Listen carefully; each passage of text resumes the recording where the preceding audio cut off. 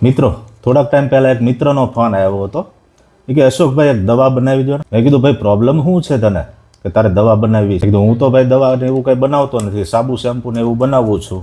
તું મને પ્રોબ્લેમ કહે તો ખબર પડે, કારણ કે બધા પ્રોબ્લેમનો ઈલાજ કાંઈ દવાથી જ થાય એવું જરૂરી નથી. અમુક પ્રોબ્લેમનો ઈલાજ દવા વગર પણ શક્ય છે. એમને રોજ નાહ્યા પછી નાહીને બહાર આવે એટલે રોજ 5 થી 10 મિનિટ એને આરામ કરવો પડે. પંખા નીચે 5-10 મિનિટ બેસે પછી શરીરમાં સ્ફૂર્તિ આવે છે.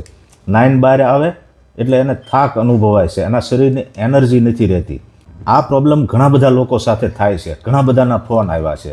તો શું તમારી સાથે પણ આ પ્રોબ્લેમ થાય છે?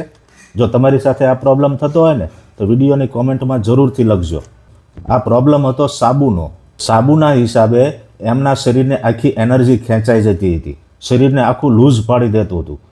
સવારમાં નહીંતર જાગીને નાહીએ એટલે એકદમ ફ્રેશનેસ હોવી જોઈએ ને, એની જગ્યાએ થાક અનુભવાતો હતો. આ પ્રોબ્લેમ હતો સાબુના હિસાબે. ત્યાર પછી મેં એમને આ પ્રીમિયમ ક્વોલિટી સાબુ વાપરવા માટે આપ્યો અને એમને કીધું, મેં કીધું કન્ટિન્યુઅસ 4 થી 5 મહિના સુધી આ સાબુ વાપરજે અને પછી મને કહેજે કે હવે પ્રોબ્લેમ થાય છે કે નહીં.